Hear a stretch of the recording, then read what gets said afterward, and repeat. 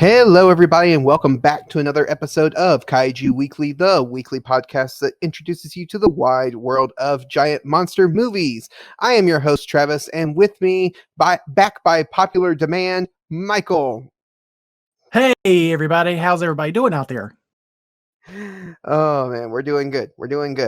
How are you doing, Michael?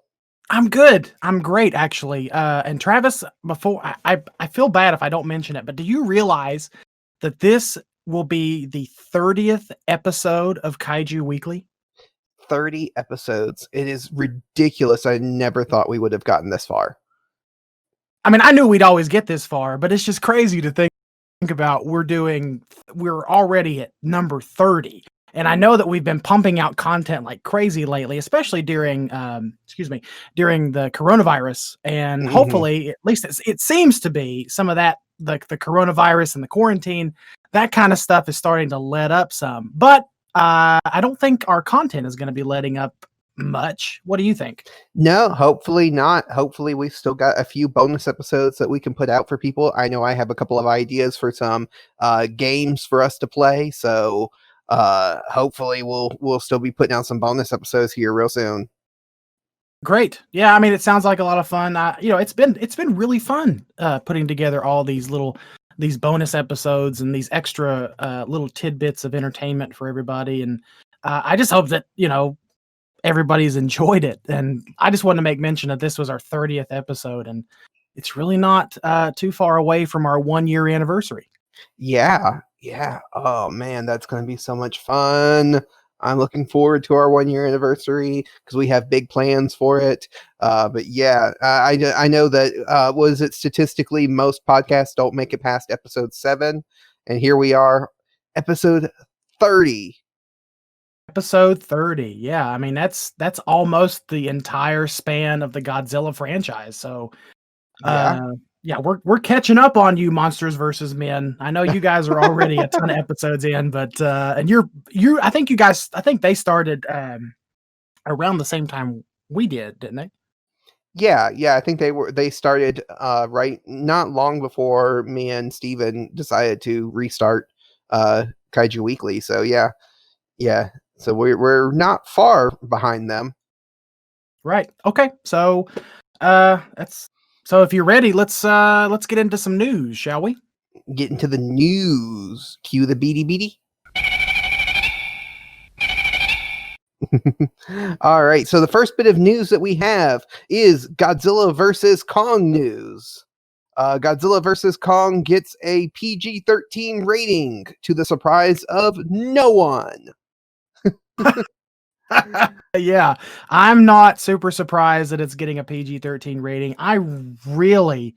There was some rumors floated out there that it was going to get an R rating. I highly doubt it. No, it's never going to get an R rating. That's ridiculous to even think that it would get an R rating because, part of the appeal of these movies is the fact that it's multi-generational. Mm-hmm. And making a Godzilla, especially a Hollywood Godzilla, like I can see something like Shin Godzilla, something that's very avant-garde, for lack of a better way of saying it, being R-rated, but just like a big budget Hollywood version of Godzilla and King Kong, you're not going to go R-rated because then you're cutting off a huge portion of the audience that's going to go, because it's not just cutting off younger generation of people, you're cutting off parents and grandparents who would take their kids to see this. Yeah, exactly. Now, it does make me curious, and we'll get into the news in just a second, but it does make me a little bit curious what an R-rated Godzilla movie would look like. And it probably would look closer to maybe Shin Godzilla with a little bit of extra violence, possibly some more language, and maybe a touch of nudity thrown in. I don't know. I don't think it needs it. I'm not saying that we should do that. I'm just saying, what would an R-rated Godzilla movie look like? But, Yeah, we need that Godzilla sex scene. No more. No, we don't. We don't. No. No, I will say this. I will say this plain and clear. After that whole mess with the Mothra Godzilla shipping after King of the Monsters, I have had completely enough. Enough is enough with the monster sex. Enough is enough. Oh man. Yeah, so really technically, or I say technically, but really the PG-13 rating only affects people within the United States, because outside of the United States the rating system is completely different. And they have an entire different setup on how they give ratings. So this would only really affect people within the United States anyway. But the reason that Godzilla vs. Kong has gotten a PG-13 rating, it says, for intense sequences of creature violence, destruction, and brief language, to which Adam Wingard said, that's an understatement. Well, all right. He should know, and that makes me very excited. Yeah, I am excited to see it. I mean, it was never going to be PG, because we know it's going to be too violent to be, rated PG. But it was never going to be rated R for the reasons that we discussed. So PG-13, it's like, is anyone surprised by this? Like, seriously. anyone who has reasonable sensibility about this whole genre could have seen a PG-13 rating coming from a mile away. Oh yeah, for sure.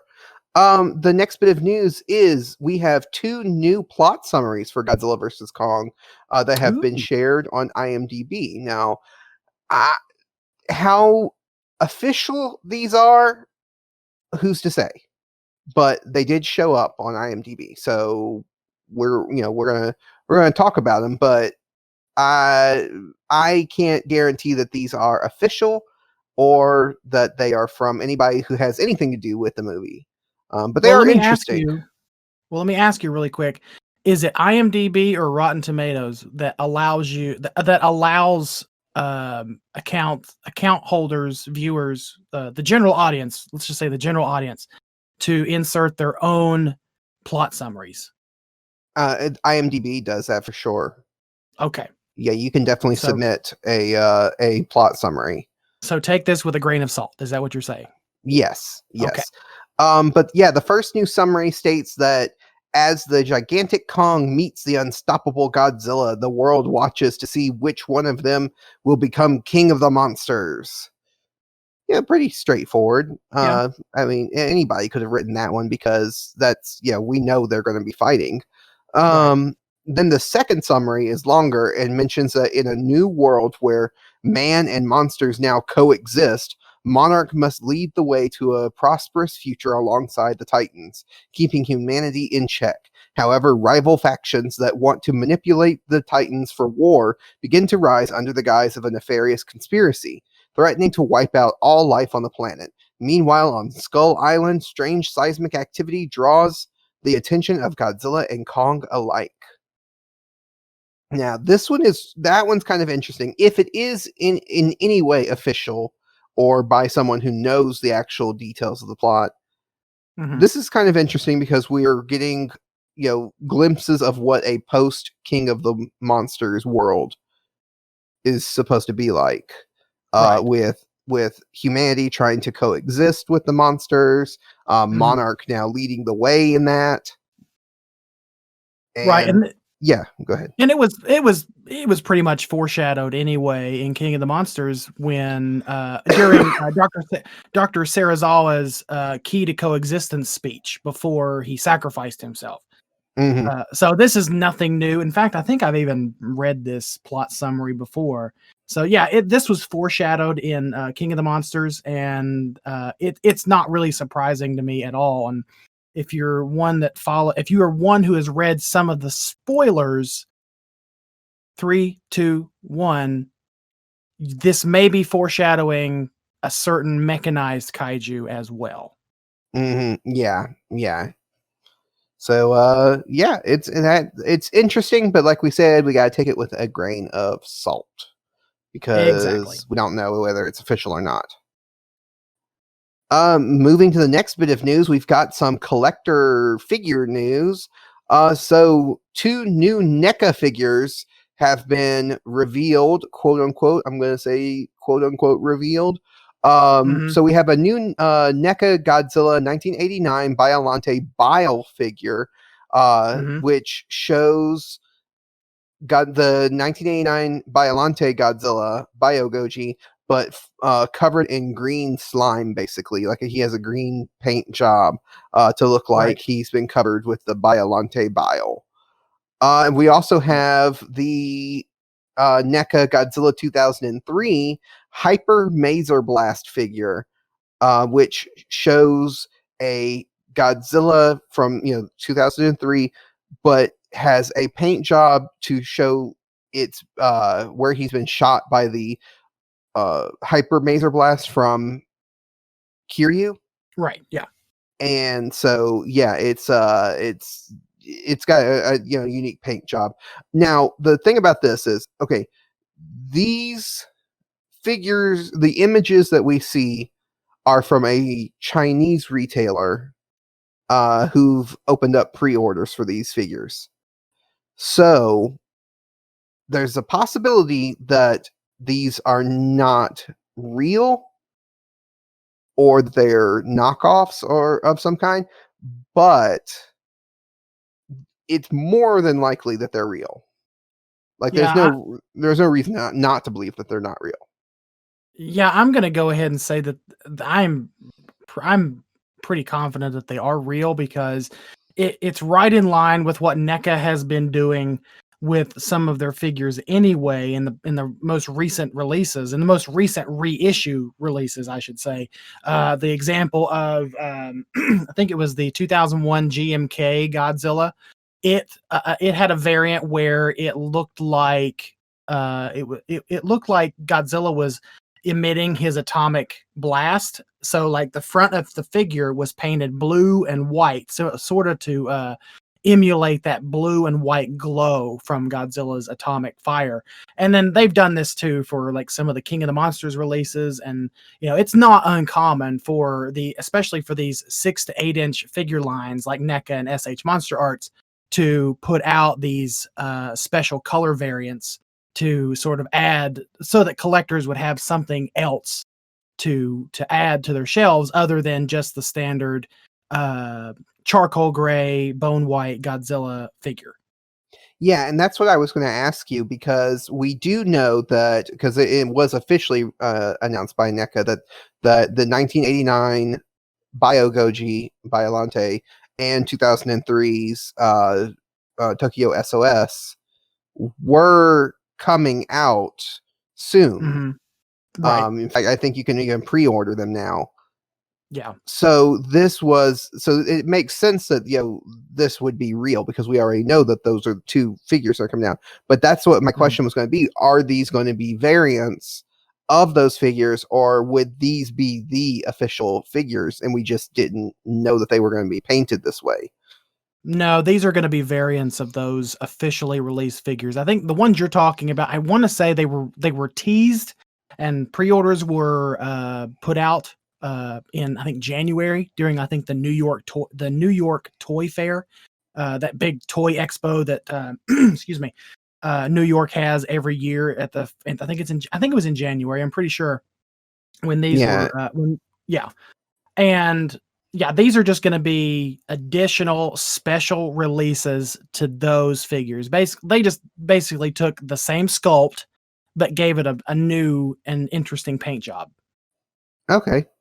One thing that I do really love about this, that's been circulating on Twitter, is the memes that have come out from the Goji, the Biollante Bile figure. Mhm. Because like somebody posted, when you've had a big lunch and go on a roller coaster, and stuff like that. So I kind of like that. But yeah, these are really cool looking. I like the idea of these variations, like you said, of the typical figure. So if you want the regular figure, you can also get the variant of it. Yeah, these are super interesting, and I would imagine they're going to be within the same price point as the ones that came before it, which is I think NECA's price point is anywhere between $25 to $30. So for a 6 to 7 inch tall figure, and NECA makes they've stepped up their game in the last several releases rather. with some of their sculpts, and they look really good. I'm going to say that they're either on par, if not somewhat better because of the price point than SH Monster Arts, which tends to be a little bit more higher end, a little bit more articulation. But I don't think for a NECA figure, you're not going to sacrifice a whole lot. You're going to get a solid figure, and these special paint releases, that's really all they are, is just a special release, something a little extra to give the fans and the customers so they can add it to their shelves. It reminds me a whole lot, really, to an extent, not to a full extent, but some of these. Have you seen like sort of the Safube figures, where these little colorful, sort of like the one I showed you? It's like Okay. yeah, it's like like the one I showed you was a GMK. It's a stylized GMK figure. Like you can obviously tell it's GMK from the sculpt, but the paint application is a little bit different than what you would get with your typical charcoal gray and bone white. Mine, I think, mine is like turquoise and red, like a turquoise reddish brown, and they're like these really cool little colorful things that you can add to your shelves just to give some interest. I've been kind of getting into these more colorful, uniquely painted figures because, you know, as much as I love my X Plus figures, you know, I'm sort of buried in a sea of charcoal gray and bone white at the moment. So I'm kind of looking for something a little bit different. And I think that these NECA figures, the way they're painted, especially that Biogoji paint application, I'm looking at it now, and just the way that green and yellow looks against sort of that charcoal gray of Godzilla's skin, it looks really good. And I think people are going to really like having these in their collections.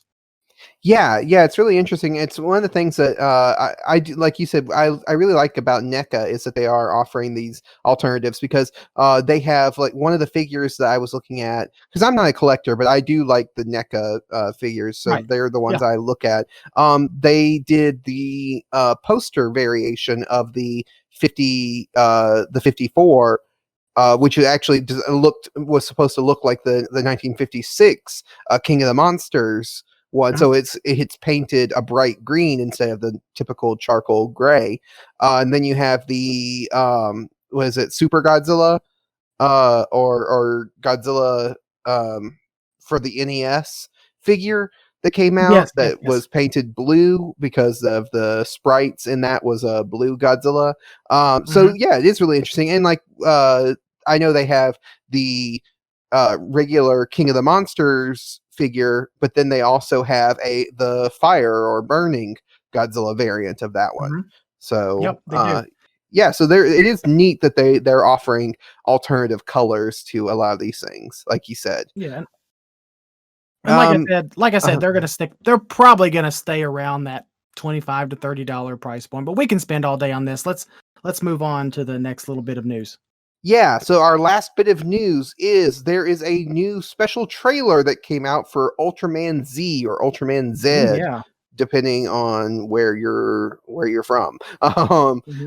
So this came out because one, because the show is starting in just a week or two from now.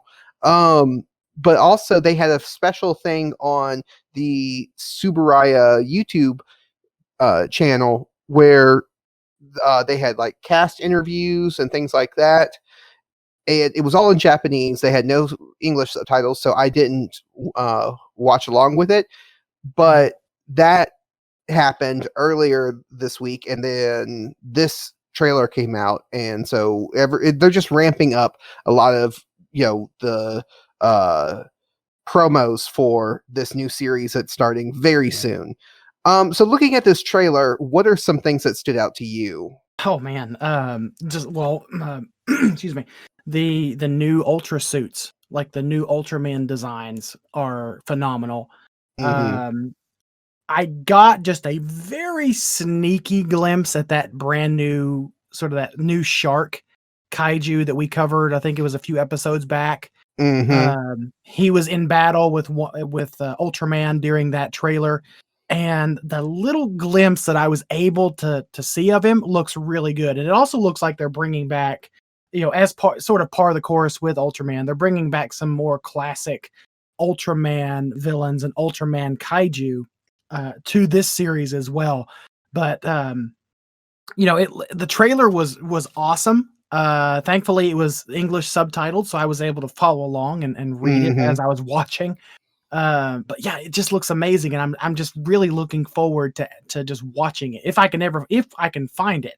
Hopefully I don't have to, use a VPN just to watch it, but most likely I will if I could even find it in real time at all, or if we'll just have to wait until it comes out later, similar to Ultra Geed and Ultra Orb and Ultra X.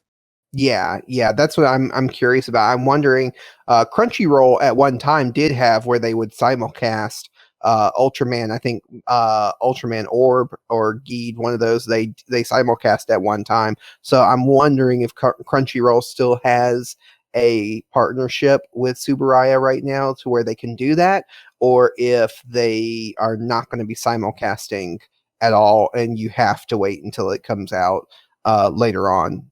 um that would be interesting because I'm with you. I would like to watch it week to week. I really would. One thing that stuck out to me, I can't talk, is the fact that Ultraman Geed is coming back in this series. Really? Yeah. Okay. Yeah, that was towards the end of the trailer. They showed that Ultraman Geed is coming in and is going to be kind of the rookie to Ultraman Z or Zet, and that he is going to be kind of helping out. So that's interesting because I mean it's not unprecedented to have returning Ultramen from previous seasons, but it's just interesting that Geed was the one that they went with. No, it's not, and I think it was Ultra. I watched Ultra Orb, but I didn't finish the entire series of Ultra Orb. Hmm. But I think, if I'm not mistaken, Ultra 7 made a return to Ultra Orb too. Or Okay. some version of Ultra 7 made a return to Ultra Orb during that series. I'm not 100. I can't remember 100% on that, but I want to say I'm pretty confident. But I could be wrong. I'm still sort of an Ultra newbie, so yeah. Yeah, But that's you're me too. I'm still new to Ultraman. One thing I was curious about. So maybe people who listen to this who are more into the Ultraman lore than what we are. I know in Ultraman Orb, there was the premise of the beta capsule or his changing device that he could access powers from previous Ultramen. And it looks like they're using the same premise here.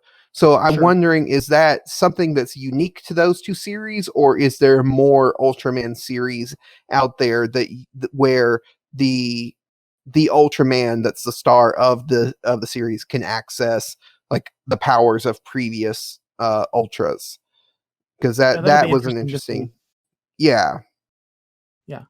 Obviously, let's like you said, Travis, we're sort of ultra newbies. We're still on our ultra journey, as we like to lovingly call it. So hmm, yeah, if you guys out there are listening to this episode and the answer to Travis's question, please let us know on Twitter when we post this episode. yeah, yeah, definitely do that. Also another interesting thing that stuck out to me um, is the robots that are part of the storage, the team that Ultraman is a part of in this that fights the kaiju. So you're not just getting Ultraman fighting kaiju; you also have these piloted mechs Mhm. that are coming in and joining the fight too.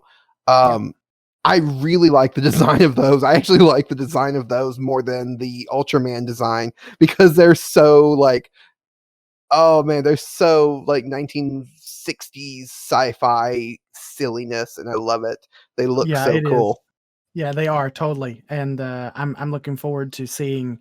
I'm I'm I'm looking forward to seeing the entire storage unit in action. Yeah, the storage unit. Oh man, such a yeah. We'll just leave it. We'll Anyway. just leave it at that. I'm sorry if that's. We'll just. We might edit that out. I don't know. But yeah, so that's the news. looking forward to Ultraman Z or Ultraman Z or Ultraman Z, depending on how you want to say it, coming out on June 20th. But yeah, so that's it for the news. So we can jump into our main topic for this week. All right, let's go.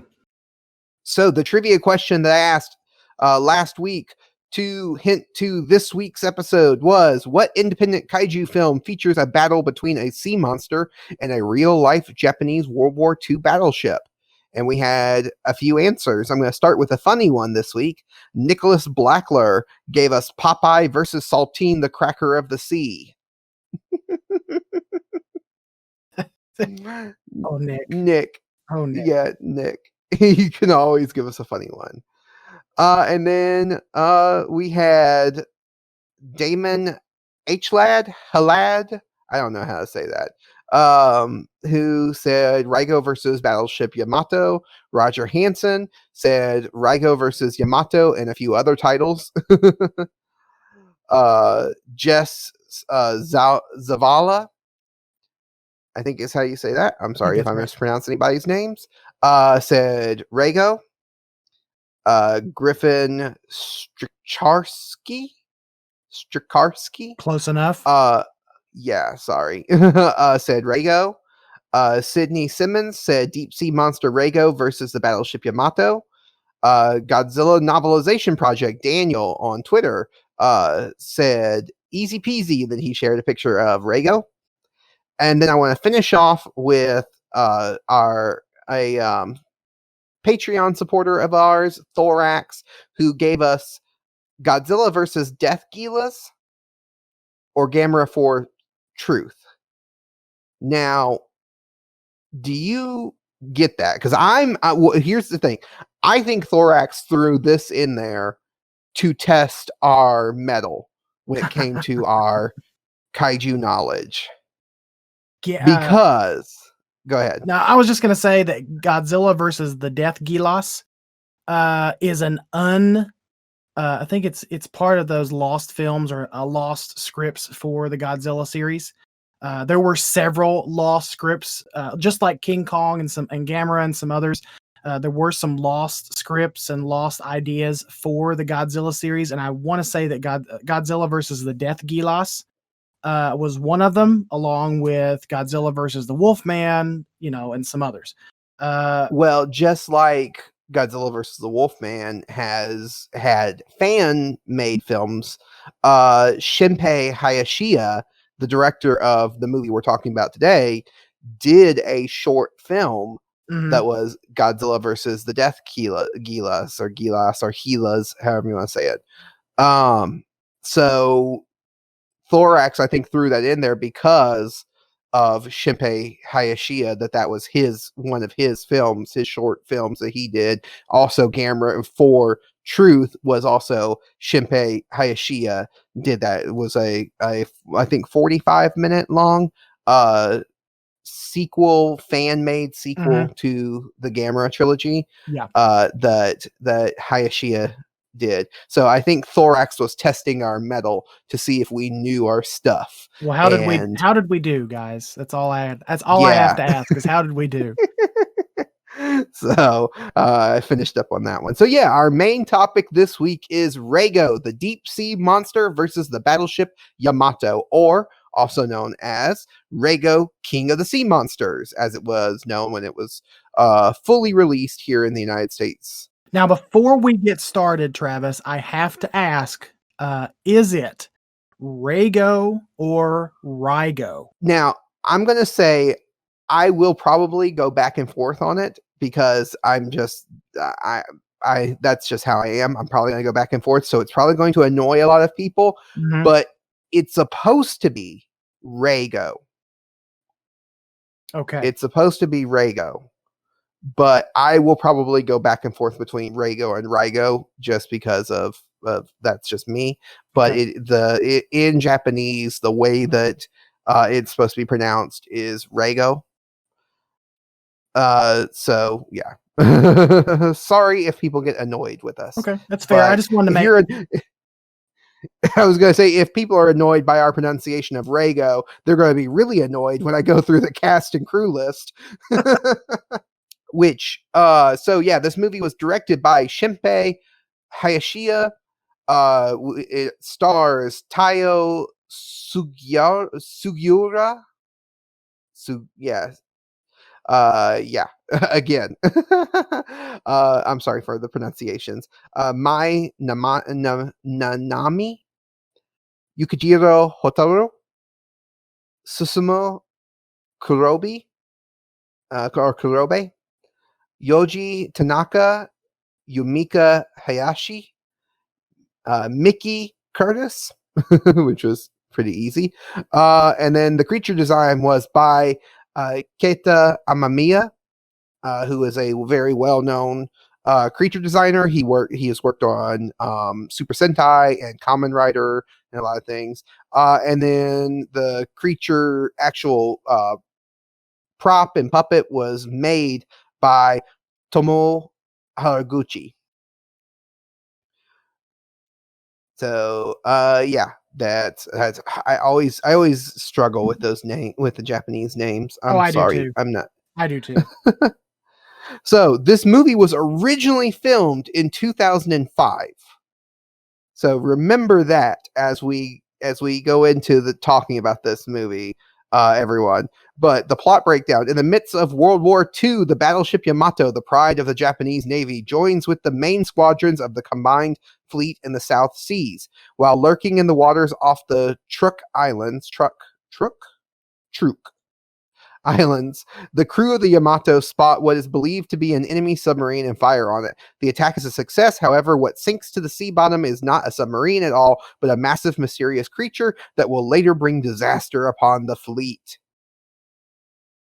So, Michael, what are your opening thoughts on Reigo, the deep sea monster, versus the battleship Yamato? Okay, so when you and I watched this, it was actually my second time only watching this film. The first time, of course, was during our very first Kaiju quarantine back in April. And it was really late at night, and there had been some alcoholic beverages, so I don't know if I got the full. I don't know if I appreciated it to the fullest at that moment. So being able to watch it again and review it, I actually have more respect for what was trying to be accomplished for this film. And we have to keep in mind, I think this film was made in 2005 as an independent film, so the budget was not super high. But overall, I liked it. I liked it for what I had to take it with. I had to take it in context of what it was trying to say, what it was trying to accomplish, and given the fact that it was an independent film with not a huge budget, I was very I am sort of forgiving towards it just because of that. And overall, it's an enjoyable film. It's an enjoyable film. I like Reigo's design. Sorry.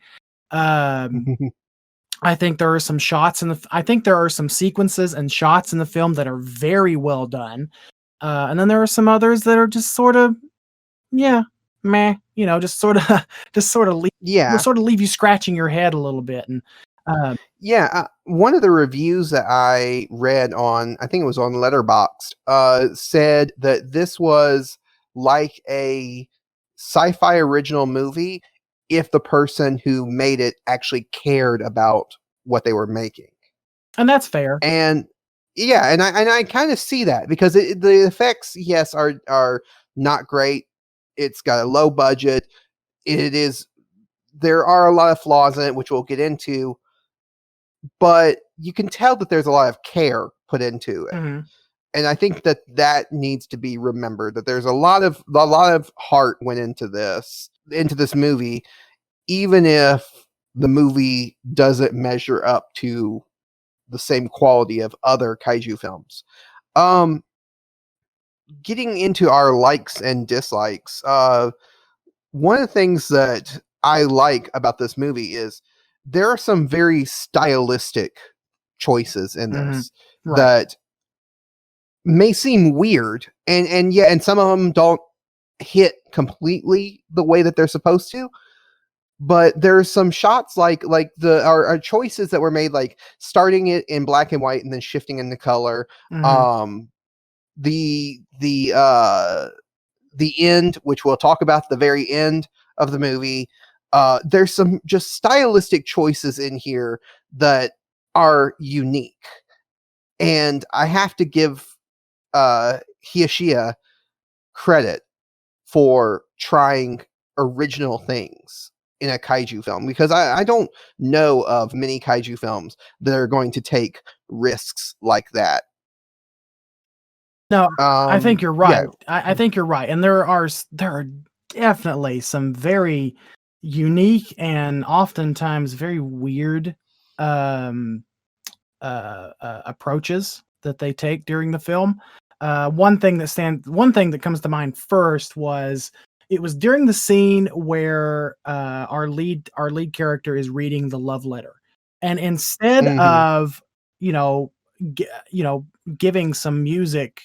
This is a period piece through and through, through and through. This is during this is during World War II. It highlights it lightly touches on Japan's involvement during World War II. It takes place on a battleship, given, obviously its name.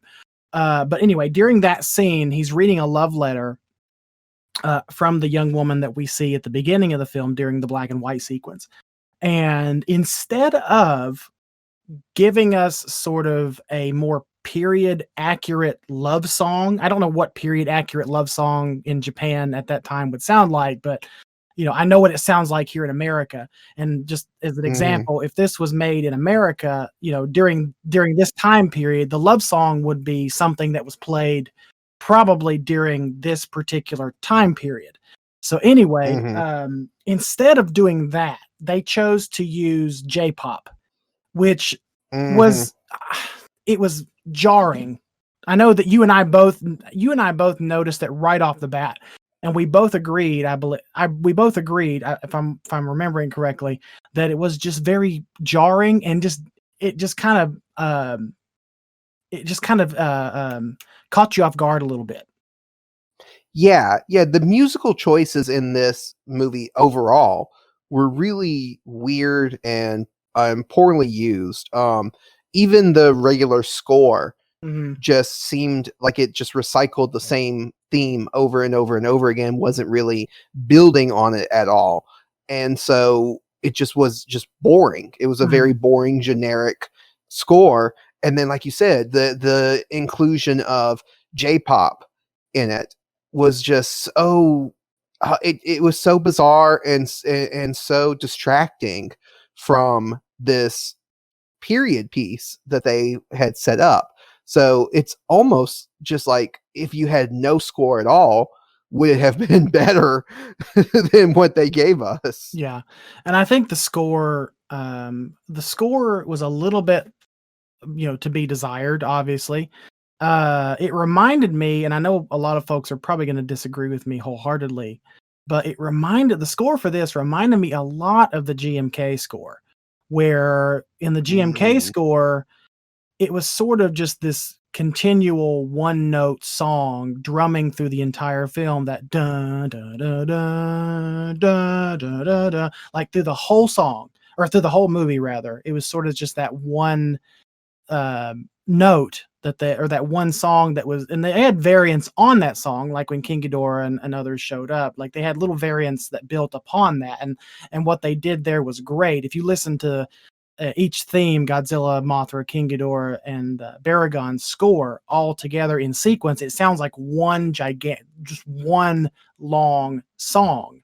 But anyway, bringing it back to this movie, it sort of reminded me of that because there was no real variation in the score for Reigo. It was just sort of or Reigo. It just sort of just drummed along this same note over and over and over. And you know, that's probably due to budget. They didn't probably have the budget to hire someone to spend a ton of time on the score for this film. So they were doing the best they can.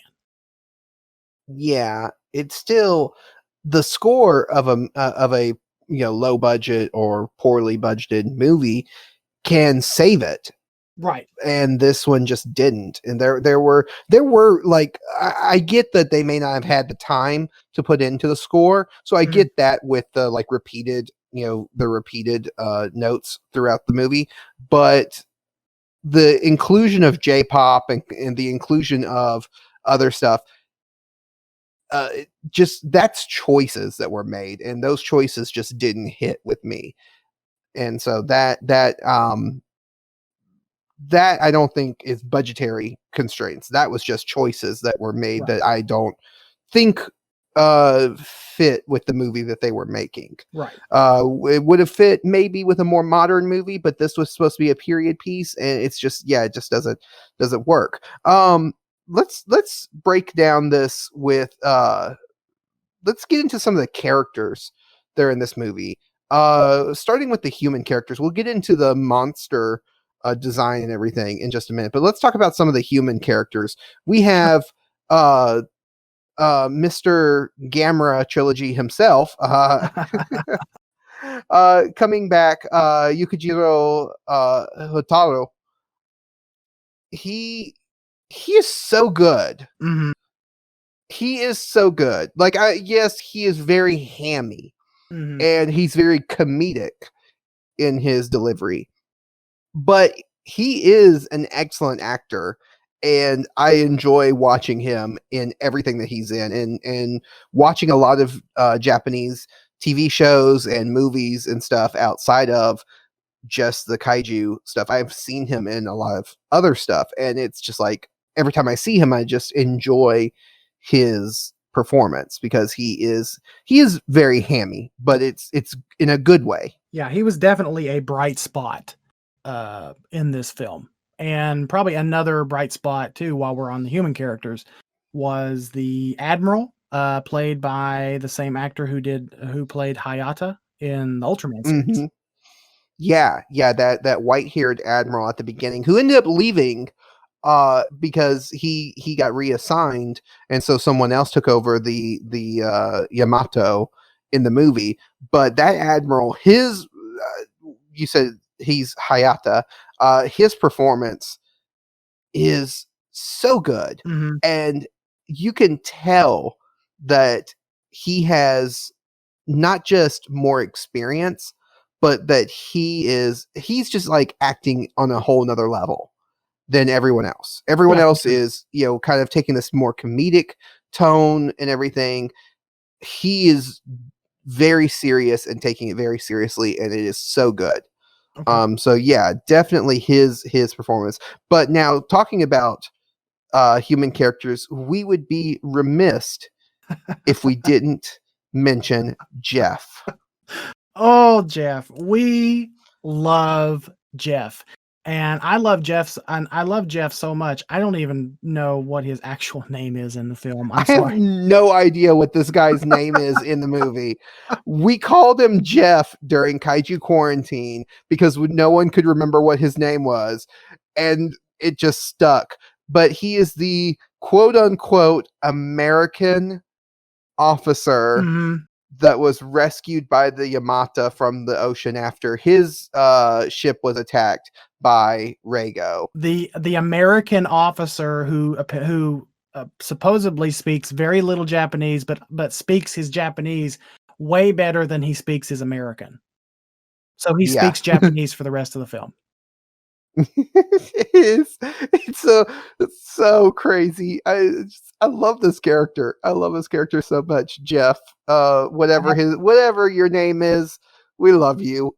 And I think it was Alex from Monsters vs. Men that finally named him Jeff. Yeah. Because it was me. I think it was me, Nathan, and Alex on that movie. You may have been there too. Yeah, I was there too. Okay. Yeah, it was us four on the film, and we could not for the life of us remember what that gentleman's name was. And so Alex, if I'm remembering correctly, just spit out Jeff. His name is he looks like a Jeff. So that's just the Jeff just stuck. Yeah, we just stuck with him, calling him Jeff. Another great character great is kind of a weird way of putting it, but Japanese Nick Fury in this movie. I love the Yes. nicknames we gave some of these ones because we don't know what their real names are, but Japanese Nick Fury is this captain of one of the other ships that's alongside the Yamato. He shows up out of nowhere in this movie. He is a bald Japanese man with an eye patch. He looks just like Nick Fury. And he has his own sound effects. No one else in this movie has sound effects. This man, when he does anything, when he's unbuttoning his jacket, when he's walking, he has sound effects that no one else in the movie has. Yeah, it was these random like boink and just these little random sounds. Like I forgot all about that. I'm so glad you reminded me of that because we were sitting there watching this. And I think we were trying to have a serious discussion about what was going on, and all of a sudden you hear these just goofy sound effects when he unbuttons his jacket, and we're like, what was that a mistake? Because I even asked you, I said, Travis, do you have something running in the background at your house there? And I had no idea it was actually in the film. It was just so funny. And yeah, you're right, he just kind of just shows up out of nowhere, but man, when he is on screen, he really is on screen because he is ham. He is just pure. Oh yeah. He is just pure boneless ham. I mean, that's just what that is for him. Yeah. He is Raul Julia in Street Fighter levels of ham. Just so, oh man, he is chewing every bit of scenery he is in, and I kind of love it.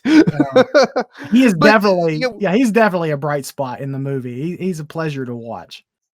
Yeah, but now does he fit within the movie though? That's the thing. I don't understand. Okay, so here's the thing. Hiyoshia, the director, he's also a theater performer in a very specific theater, which I'm not going to even try to pronounce because I'll probably pronounce it wrong. But it's a very specific style of performance in Japan, and it is, at least the version that he does, or the type of theater that he does, is comedic. Right. So I think that he was bringing some of that comedy to this movie. Like, this movie is supposed to, in parts, be played like a comedy. Mm-hmm. Like a satire. But then it's supposed to, like, some parts of this movie play like a satire, but then parts of the movie are taken so deadly serious that it really throws me off, because I'm like, am I supposed to take it serious, or am I supposed to take it as a satire? And it just like, it was almost like they couldn't, he didn't want to commit to one or the other. Yeah, I think we're supposed to take it a little bit as both. Honestly, I because there are parts of that movie that they have to be satire. They have to be satire because they play it so straight down the middle the whole time, and until those moments, and they're very obvious. Yeah, it's just really jarring when that happens. Like, and it's just this little minor thing when he unbuttons his coat and these little doink sounds happen. I'm like, yeah, well, and I don't, you might have missed it because I know we were talking, but when he got up from the table and walked away, there were sound effects to his footsteps. I think I did miss it. Yeah, so like I said, he has his own like set of sound effects that no one else in the movie has, and it's like, what movie? What are you? Are you a comedy? Are you a drama? Are you an action? Because you're trying to do it all, and none of it is blending well to me, at least in my opinion. Like, none of it really blended. It just, so when it shifted from serious, period piece to that weird comedy, it was jarring. It just felt weird. And then when it shifted back to being an action, movie where they were trying to defeat the monster, that felt disingenuous because I had just spent all this time getting used to the satirical tone of it. Right. So the tone of this movie is one of the things that I think is a negative for me, for sure. Yeah. I mean, and that's one of the benefits of doing an independent film like this. You can pretty much do and create whatever you want. You're not restricted necessarily by the whims of a big name studio. So yeah, I mean, Yeah. I just don't know. I don't know. I feel like this film, in parts, has sort of an identity crisis because it wants to Hmm. be sort of this big budget kaiju film to be and taken seriously. It wants to be a period piece, and then it wants to be a comedy or a drama, a love story. You're right; it doesn't necessarily know exactly what it wants to be, um, but it was entertaining. I will give it that. Oh yeah, yeah. Now I will, I'll get into some more positives and stuff too. That was just a big issue I had with the film Sure. was the tone shifts. Um, we can move into now creature. We can talk about the creature. So let's go from small to big. So we have the bonefish. Oh boy, did we have fun with the bonefish on Kaiju Quarantine? We did. We did. I remember We're that. adults. We are adults. We should not laugh at a name like bonefish, but Well, to be fair, Travis, by that time, I think it was already 10 o'clock at night, and we were all just dead tired because we had been watching. This was I think night 2, and we had already been watching, movie after movie since, say, 2 o'clock that afternoon. And so we were all just exhausted. And, at 10 o'clock, after you've been drinking and you're just tired, anything can be funny at that moment. oh yeah, yeah, it definitely can. So what did you think of the bonefish design? I like them. Honestly, I liked having them in the film sort of as like just this precursor to when Reigo shows up on the screen. It's almost like we were talking about this. We were talking about this while we were watching the film. It's almost like they follow Reigo around looking for a meal. And I was going to ask you, Travis, because I've got it in my notes here. Do you think that the bonefish were parasitic, or do you think that they were more like scavengers, similar to like hyenas that stay fairly close to like a lion pride to sort of pick the bones after the lions are finished? See, I see where you're coming from with that. I think they actually fit more with like pilot fish, where they have this like symbiotic Okay. relationship with Rago. Because if you know pilot fish who that follow sharks and other fish, that predator fish, they'll follow along and they will eat parasites and other little bits off of the shark, Mhm. so the shark will let them alone and let them just follow them around. And so I kind of I to me they felt more symbiotic Mhm. than than that. But I get where you're coming from with it. Yeah, one person I would love to sort of pick their brain about it if they were willing to watch it and tell us what they thought is our friend Sam from Cinematica Animalia. Um, I think he would. I think maybe he could shed a little bit better light on what the bonefish actually are and where they work within sort of this ecosystem, because there is obviously an ecosystem going on with Rygo. He doesn't seem to be. Now, I could be wrong. Correct me if I'm wrong, Travis, but he doesn't seem to be a monster born of your typical nuclear radiation. He just seems more like an ancient creature awakened, sort of like an ancient plesiosaur or something like that. Yeah, because even the islanders, they're new about it Right. and knew, and told the Yamato about it. So yeah, so it is just a creature Mhm. that exists in that area. So yeah, it does. It would be interesting to get kind of a more ecologist viewpoint on the bonefish and Rago. Now, getting into Rago himself or herself, don't really know. There was a baby one that was killed. Then we had the adult, so don't know if it's a mama or a daddy. But What did you think of the design of that creature? I like I actually like the design because to me, and this is probably gonna be excuse me, getting choked up too.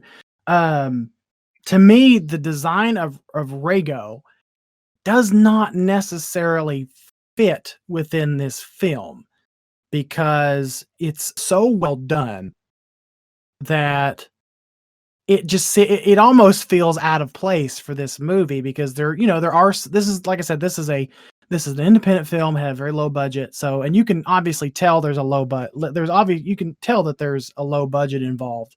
But Mhm, Reigo to me looked fantastic. Like from the CGI was good, um, to the puppet version of Reigo looked really good too. Some of the mhm. shots where he, whatever, is jumping over the ship to attack, especially that one. Remember, we were watching the movie and we're like, "Whoa!" And it's because Reigo jumped and just slapped his tail up against the battleship. Yeah, in one seamless motion. Um, which brings up sort of a point that we were talking about when we were watching this, Travis, was, the way they portray this particular battleship is fairly accurate. I'm not gonna say that sort of the internal scenes where they're all in the cabinet meetings and stuff are accurate.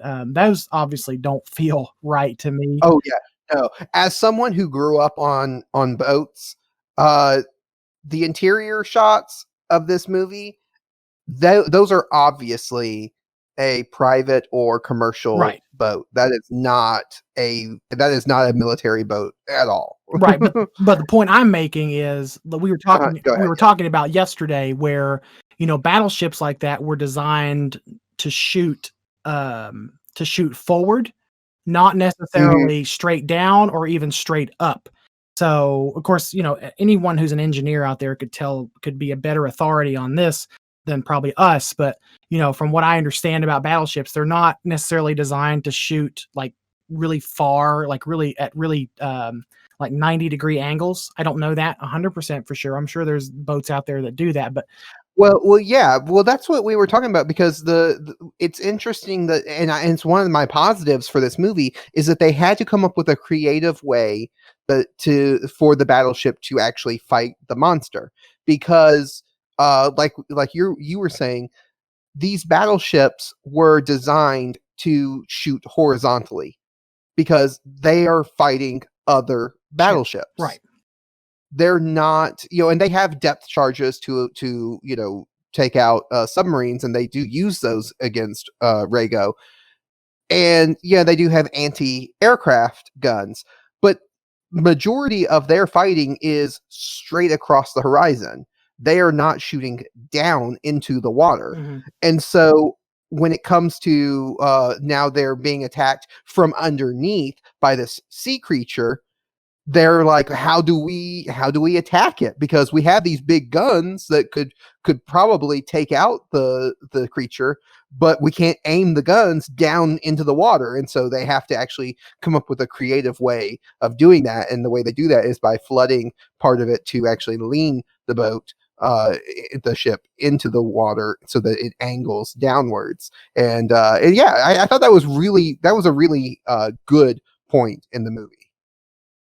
Yeah, so do I. I really, like I said, it's they did come up with even a creative way to defeat Reigo at the end. So at least a way that made sense. Yeah. Yeah. Is there anything else that you want to talk about in likes or dislikes before we get into some fun facts? Um, no, not necessarily, but I will point out that it's really few and far between that we get a film that directly correlates Japan's involvement with World War II. This one, and I'm sure there's others, but the two that come to mind first are this one and Frankenstein versus Baragon, which was an Ishiro Honda film. It's just really interesting. I love I love period pieces in general, and that was one of the bright spots for this film. Really, to me, this film just kind of it falls short mainly due to its budget. That's it really amounts to as far as dislikes for me. Yeah. Yeah, I like that it was a period piece because I do like period pieces too. And uh Japan or Japanese media, or at least the mainstream movies, tend to handle their involvement in World War II with kid gloves. Mhm. Like they don't really like to get into the real meat and nitty gritty of it. Right. It's same with a lot of American stuff. We don't really like to talk about the horrible things that the United States did during that war because it's like it's a war. Nobody's coming out on top. We do in our own mainstream stuff. We do handle it with kid gloves too. So it is kind of interesting to see this completely set in that World War II era. Even though it still, to me, it still felt like it was handling it with kid gloves. Didn't really dive into the nitty gritty of it, Yeah, I agree. which is fine. That's not the movie they were trying to make, and that's No. fine. So yeah, let's get into some fun facts. So we talk about Reigo being an independent film, and that's something. I want to see more independent kaiju films. Mhm. It was also the first Japanese monster movie in years that was a long time actually that was not a sequel, a remake, or based upon a pre-existing franchise. Yeah, you're right. So it's really just like it has to get some kind of credit for that, for being completely original. Right, and I think, I don't want the folks listening to this episode to get the impression that we're coming down too hard on the film. We're just sort of we're doing our best to kind of take into account all the things that went into making this movie. Overall, it's like I said, it's not a bad movie. It's not. It's just hindered a little bit by, again, its budget and some of its some acting and its score and just some things that I feel like could have been touched up. But no, overall, I really applaud what they were trying to do with this movie. Oh yeah. One of the a fun fact, I don't know how fun, or I guess it depends on the person, how fun this might they might find this, but um one of the actors or actresses in this movie, Yumika Hayashi, who plays the island woman who sneaks on board the ship. Mhm. So she's actually known as Japan's original adult video queen for her performances in more than 200 adult films. Oh, really? Okay. Um, yeah, so she had been doing adult movies for a long time, and then she had recently, at that point, had started appearing in more mainstream movies and Mhm. started being in horror and art house films. Mhm. But this actually was her last film because she did pass away in 2005, not long after the filming of this movie, at the age of 38. Yeah, that's a fun little tidbit of info. I've heard that before. I think I heard that on another podcast before when they were covering this movie or covering this trio of movies. There's this sort of this pseudo trilogy. Um, Hmm. but yeah, it's a however considering if you like that as a fun fact or not, and I'll just kind of leave it at that. Yeah, yeah, it's definitely interesting. Um, the cast, because they tried to get um a previous prime minister of Japan to play a role in it. It just didn't work out, and he ended up not doing it. And they tried to get a wrestler who was I think he was a controversial wrestler. There's some kind of drama going on with him, and they wanted him in here, but he ended up not doing it. So the mixture of different kinds of actors in this movie was would have been just really interesting, and this was just an example of that, of having this adult film star in there. Indeed.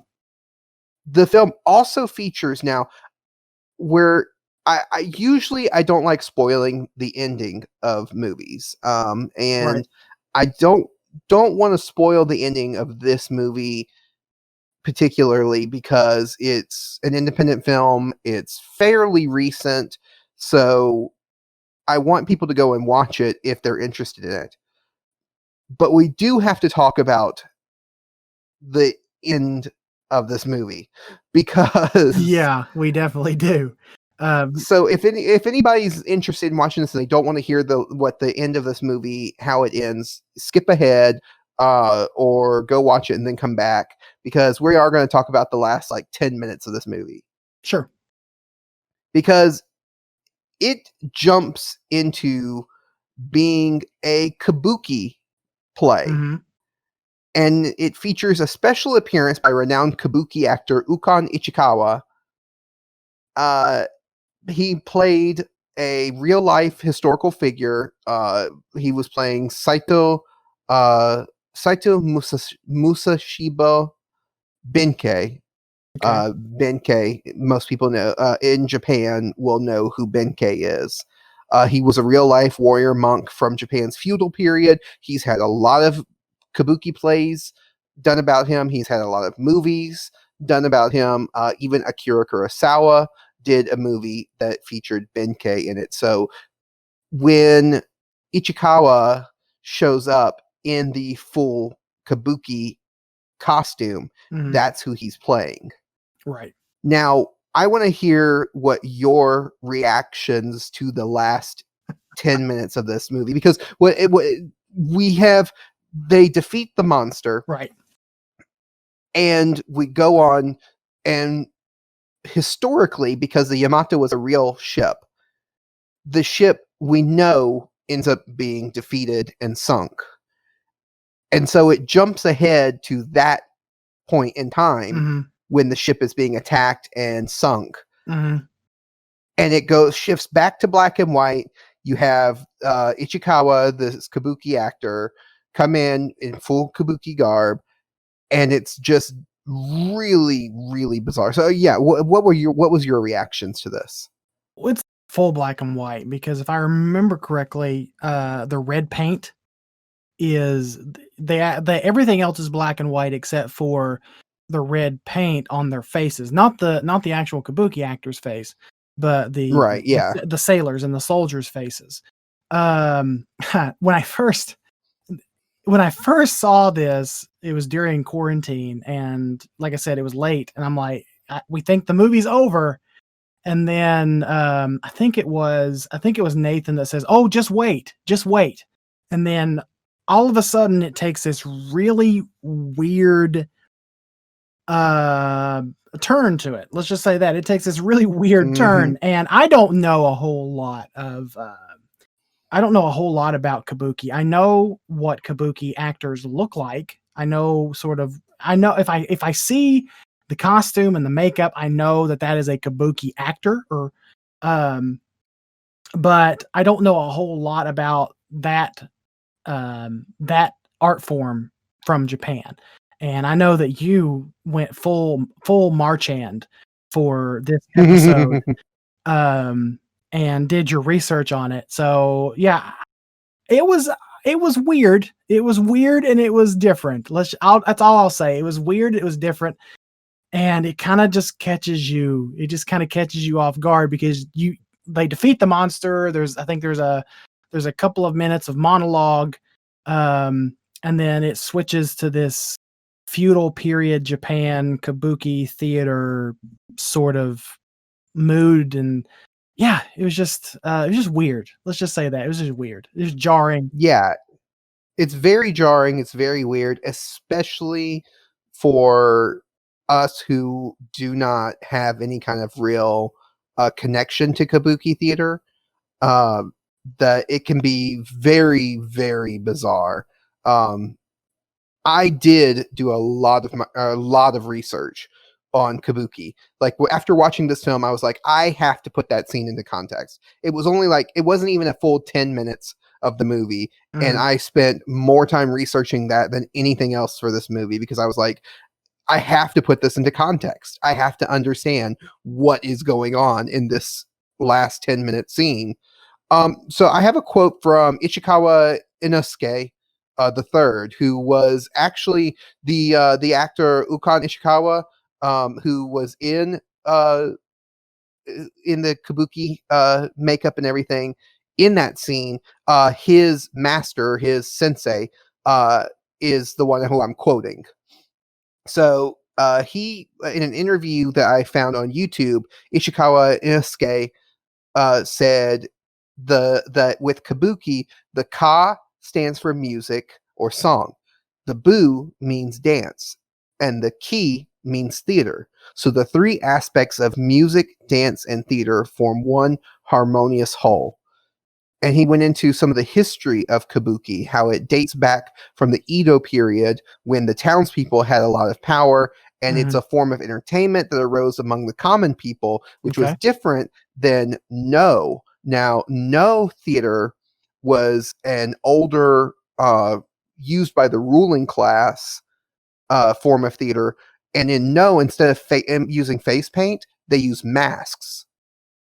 And the no masks are meant to, if you look at them from different angles, they're meant to show different expressions. So like if they look up, they're supposed to look happy. If they look down, they're supposed to look sad. So it's just this one mask that shows multiple expressions based on which angles that it takes.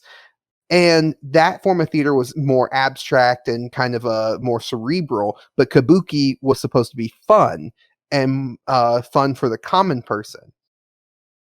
And so it's supposed to be strange and exaggerated. And when you look at kabuki, if anybody does look up kabuki, the bright colored costumes, the huge kimonos that they wear, because they wear like it's not uncommon for them to wear like 7, 8, 9, 10 layers of kimonos to just have this huge costumes and elaborate costumes. And it's supposed to be exaggerated. It's supposed to be weird. It's supposed to kind of feel strange. The way they talk is not in a normal conversational manner. When they talk, they have a very unique cadence and a very unique way of speaking that is completely different than your average way of talking. So everything about kabuki is supposed to feel strange. Yeah, I think we'll post in the show notes, Travis, the video that you showed me yesterday. I think it was it was yesterday, about the kabuki rendition of Rise of Skywalker, not Rise of Skywalker, The Last Jedi. There we go. Thank you. Yeah, that was super interesting. Yeah, in Disney Japan, I think is where it was happening at. They did a special performance and it was a very famous kabuki actor, and I forget what his name was, but he was behind it. He helped organize it, and it was a kabuki retelling of The Last Jedi. And seeing a story that you're familiar with done in a kabuki style, even if you don't have subtitles, because there's no subtitles for it, it is so bizarre. The head movements, the movements of their body, the way they talk, the music in it is so strange and exaggerated and just weird. And now I talked about how kabuki literally means song, dance, and theater, kabuki. But kabuki, also another possible origin for the word, means to tilt or to be off center, and it is used in it was used to describe, or kabukamono, I think was the word that was used to describe these samurai during the Edo period who wore very outlandish clothing and very strange, off kilter designs and clothing and stuff. And so the idea of kabuki is to be kind of off kilter, off center, and you get that in Reigo because it like we said, it throws you off because it's like it is completely out of left field and completely weird. Oh, absolutely, exactly. That's the best way I know how to describe this. I know it sounds super generic, but that is the best way I know personally how to describe that few minutes at the end of the film as just weird and jarring and kind of interesting. Yeah. Yeah, it is super fascinating. Like I said, I did a lot of research into kabuki after this because I was like, I have to. I watched, some kabuki plays, some kabuki theater. I watched some traditional ones, and then I also watched, like we said, the Star Wars one because that just was fascinating to me. One of the most striking things about kabuki actors is the white paint with bright so they'll have like black highlights, and then sometimes they'll have blue or red or whatever lines drawn across their face, and the different colors represent different things. But that makeup was made to highlight their facial expressions, to make them really excessively visible, because when people were sitting in the back of the theater or when they were sitting far away from the stage, they wanted to be able to see the expressions on the person's face, the actor's face. And so they did this as a way of highlighting their facial features. And so if you watch this scene in Reigo, when Ichikawa-san shows up, he does have the face paint, the kabuki face paint on, and it's really interesting. I do recommend people look into kabuki if you found that scene in Reigo fascinating or weird. I encourage you to look into it. I'm not going to say that from a Western person, me particularly, that I enjoy it the way I enjoy a theater play or theater performance, Right. like Phantom of the Opera or something like that. But it is interesting, Mm-hmm. and I am fascinated by it. But I think there is a disconnect in the culture. One last thing I do want to talk about, though, with that scene in Reigo, the kabuki scene, is in kabuki, the music is very unique because it's a very specific instruments that are used in the kabuki theater. But again, we talked about it already. Again, in that scene in Reigo, when it goes full kabuki, they layer over J-pop on it. Mm-hmm, they do. It's And it ruins it. It does. It really does ruin it. I don't want to be too. I'm trying not to be too mean, but it really does. It does ruin that scene for me. Yeah, it really does. I kind of as weird as it is, as weird as kabuki theater is to me as an outsider, I do still wish they kind of went full kabuki and just did the music that they would do in a normal kabuki play, because that would have been more interesting than just a generic J-pop song they put over top of this. It was so distracting. So that's enough of that, because like I said, I went fully deep into kabuki and was just really doing a lot of research. So moving on from that, what are your final thoughts on this film? Sure, I'll go ahead and give my my score after I give my final thoughts. But Okay, yeah. I basically this is how I feel about the film. The film can be summed up for me in 2 words: unrealized potential. I see the vision for what the film was supposed to be and wanted to represent. I respect it for the risks that it took, but the combination of significantly low budget, unrefined CG, and less than stellar acting makes the film at times tough to watch. I find the merging of kaiju action, historical period drama interesting, and I applaud director Shinpei Hayashida for his vision. His determination to break from the pack of giant monster films that had come before should be celebrated and used as inspiration for many other kaiju films to come. And that's basically the best way I can sum up my experience with this movie. And overall, I'm going to go ahead with all those things, taken into account, it being an independent film, what the vision of the movie, what it was supposed to be, and the execution. I'm going to go ahead and give it a 3 out of 5 Godzukis. Yeah. Yeah, and that's what we were going to get into our Godzuki score. I forgot about that because I got too involved in the Kabuki that I forgot the Godzuki.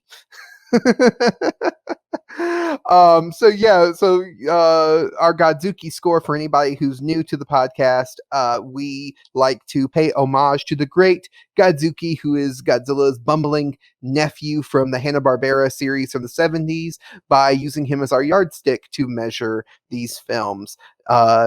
Everybody should know the theme song where it goes, and Godzuki. So our Godzuki scores, you gave it a 3 out of 5. And I'm going to agree with you. I'm going to give it a 3 out of 5 Godzukis because I feel the same way. I think there's a lot of unrealized potential. I'm just like you. I see the vision. I see what he's going for. I see the heart and soul that he put into it. But it's just there were so many flaws in it that I couldn't give it a higher score.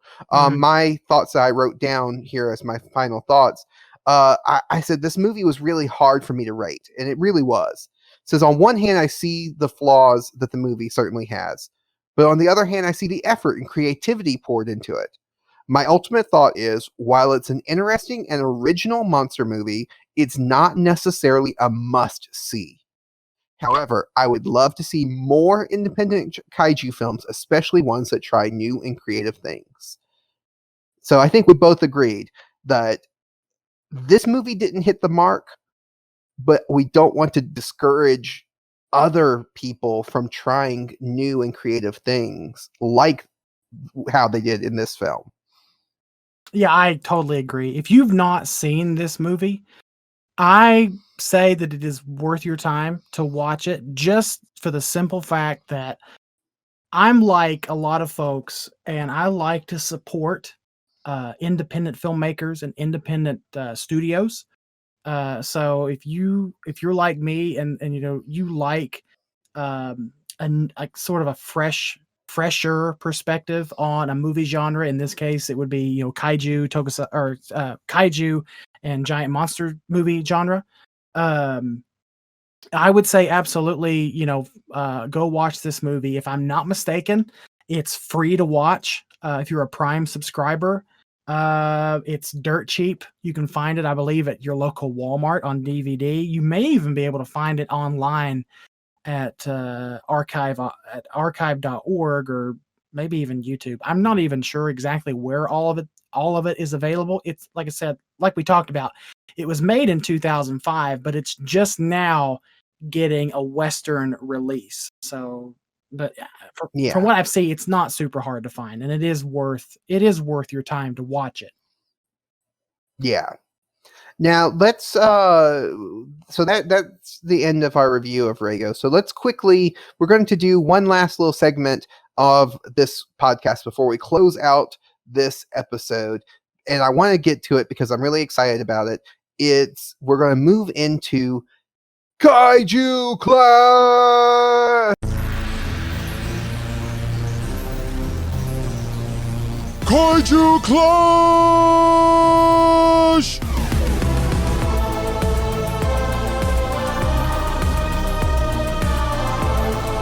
Fight! So for anybody who hasn't listened to a previous episode, it was like 2 weeks ago, we started a new segment where we put two giant monsters up against each other. One of us takes one side, one of us takes the other side. We debate a little bit, and then we let the listeners decide which one is the winner.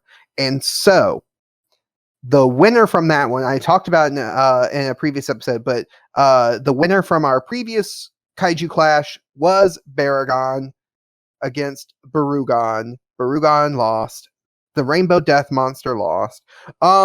But we talked about it might be more of a popularity thing than anything. But this time around, we've got another Toho versus Daiei situation. And I'm going to let you start this run because we're going to let the loser each time we do this, the loser of the previous one will start the next one. So we've got Biollante versus Legion. Okay. All right. So I'm playing advocate for my homegirl, Biollante. And honestly, I'm going to say that Biollante is one of my favorite kaiju. I've even stated that I like her more than, say, other female kaiju. Like there's not a ton, but even Mothra. I like Mothra, but I think I like Biollante just a little bit more. Especially after reading some of the Matt Frank comics. But yeah, so for Biollante, one of her main abilities is regeneration, which comes from her being an adaptation or a mutation rather of Godzilla cells. And so she gets those regenerative abilities from those G cells. And I'm going to say that even though Legion has some really interesting attacks, I want to say that Biollante's regenerative abilities are going to really help her out in this battle. Yeah, well, let me I have done my research. So I said to you before we started this episode, I am going to bring it. So, first and foremost, the Mother Legion, who is the version that I'm actually advocating for, is bigger than Biollante. That's true. She is 140 meters tall versus Biollante is 120 meters tall. She is super durable. In fact, she is able to withstand a frontal assault from the JSDF and resist Gamera's ultimate mana blast for several seconds before it finally consumes her. And that is Gamera's ultimate firepower. That is him absorbing all of the energy from the earth and fully blasting it straight at her, and she's still able to withstand it for a period of time. Right. Biollante takes damage from the human weapons and is susceptible to human weapons. Mm-hmm. One huge advantage that the Legion has over Biollante is her ability to fly. She has insect-like wings that give her the ability to fly despite her enormous size. She is more maneuverable and is able to travel and move faster than Biollante is able to. She has egg cases in her abdominal region that house soldier legions that she can dispatch at will. And she has a microwave shell, she was able to use that attack to take out a chunk of Gamera's shell. Now, if anyone's familiar with Gamera films, Gamera's shell can take a beating from a lot of things, and Legion's attack was able to take a chunk out of it. She has what's called the Red Rod, which is able to burn even Gamera, sets him, burns him, which if you're familiar with Gamera films, he's mostly fireproof. He goes inside of volcanoes and lava on a regular basis. So he's pretty fireproof, and this was able to burn him. And it was so powerful that the only thing that Gamera could do. The only way Gamera was able to defeat Legion was by absorbing the energy from the Earth to survive. So Legion Mother is one bad mother. Full stop. Excuse me. Are you off your soapbox yet? Yeah, are you done? Are you done? Okay. I felt like that was 10 minutes of my life I'm never going to get back again. Hush. Hush. But no, okay. So let me ask you. Yes, Legion is taller. Biollante is heavier. She's a hefty girl. But one thing that she does have that Legion does not have are these tentacles.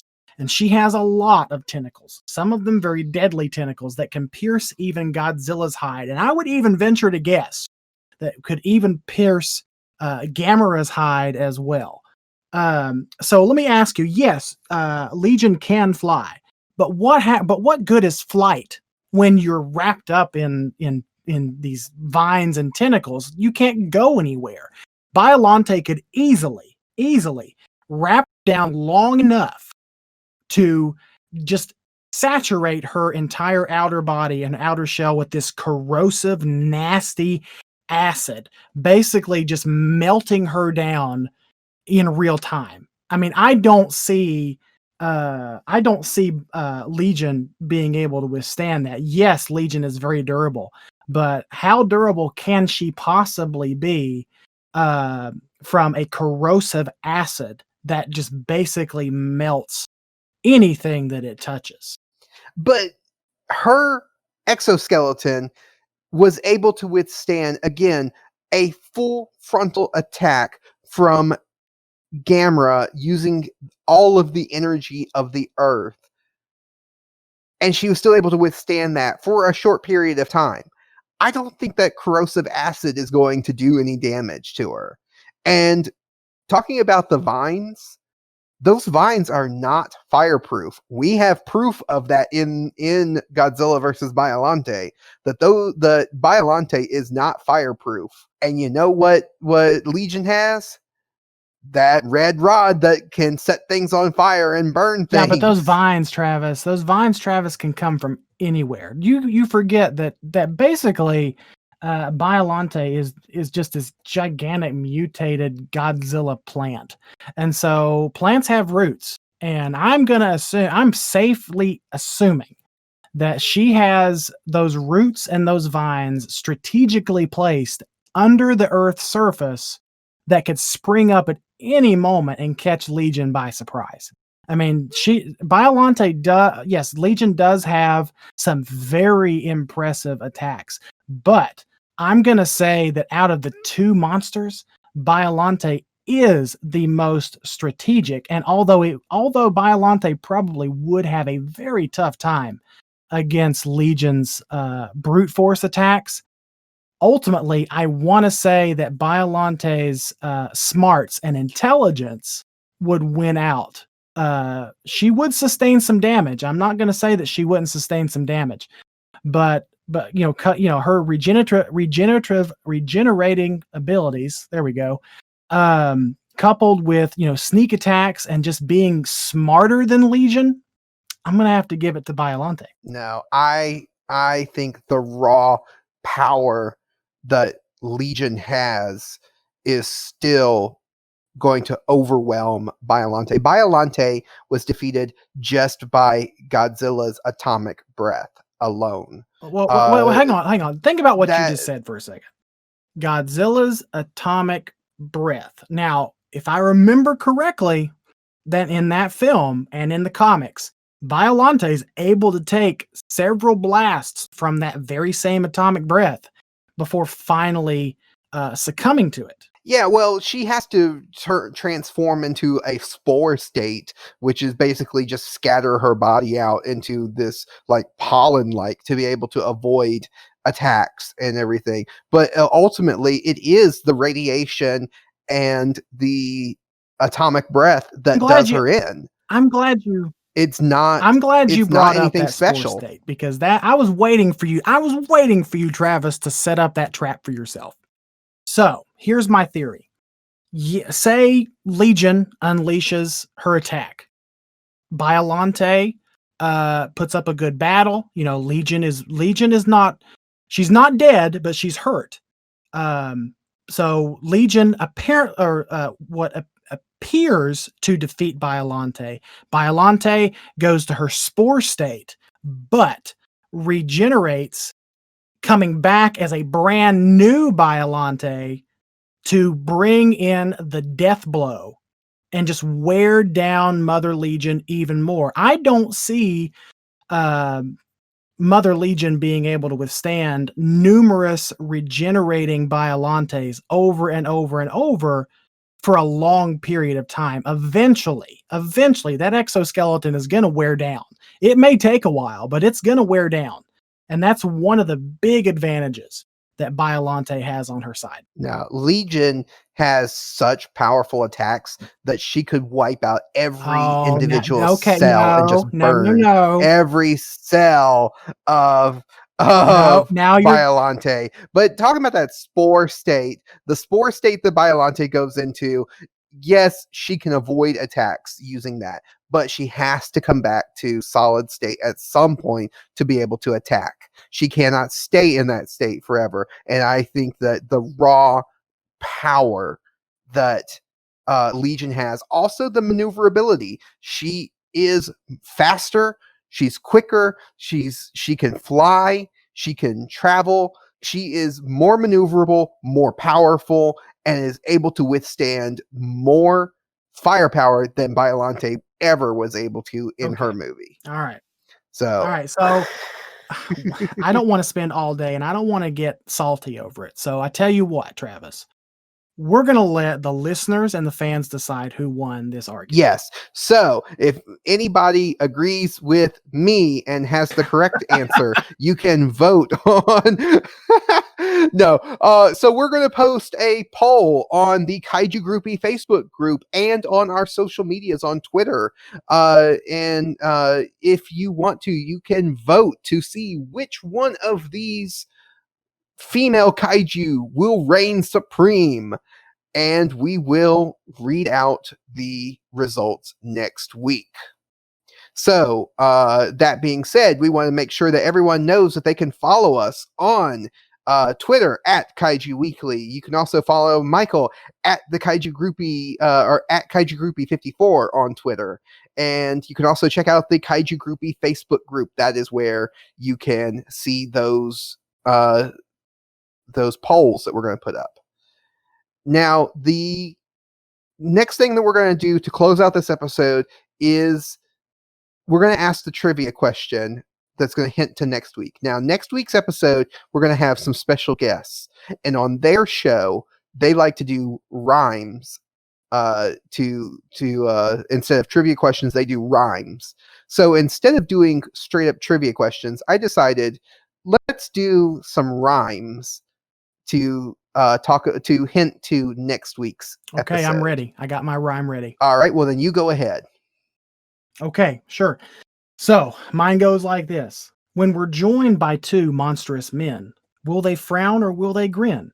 When we see Kristen go underwater, will she survive or become kaiju fodder?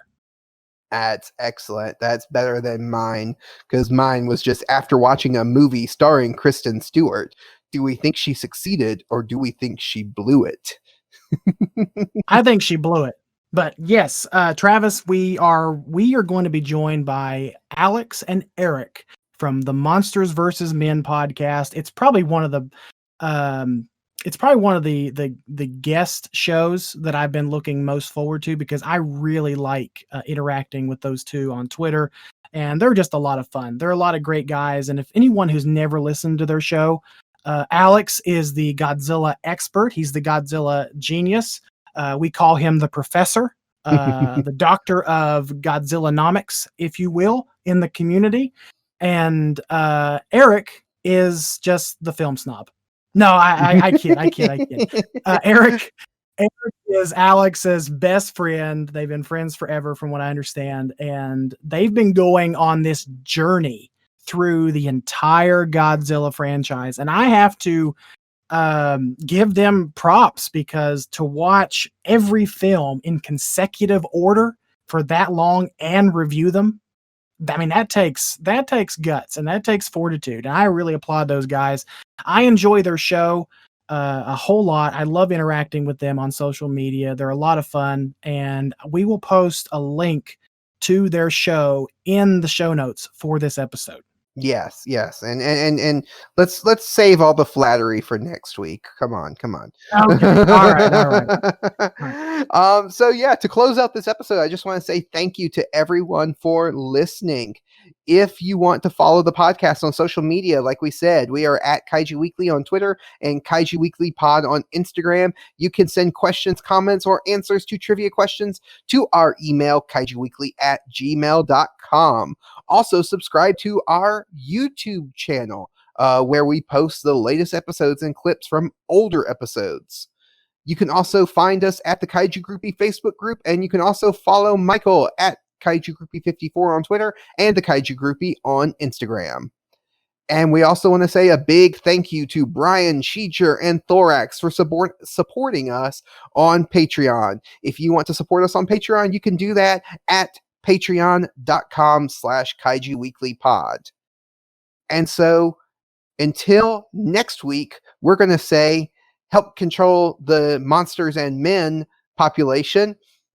No, I don't like where this is going. No, Travis. No, we're not going there. Not going there. Bye, guys.